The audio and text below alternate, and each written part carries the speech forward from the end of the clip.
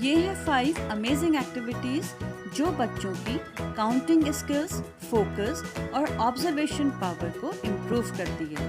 और सबसे अच्छी बात, बच्चे इन्हें पढ़ाई नहीं बल्कि एक फन गेम की तरह एंजॉय करते हैं। अगर आप भी चाहते हैं कि बच्चे बिना रटे नंबर्स आसानी से सीखें, तो आप भी ये एक्टिविटीज जरूर ट्राई कीजिएगा। इन एक्टिविटीज की मदद से बच्चे नंबर्स को समझते हैं, पहचानते हैं और काउंटिंग करके उसे मैच करते हैं।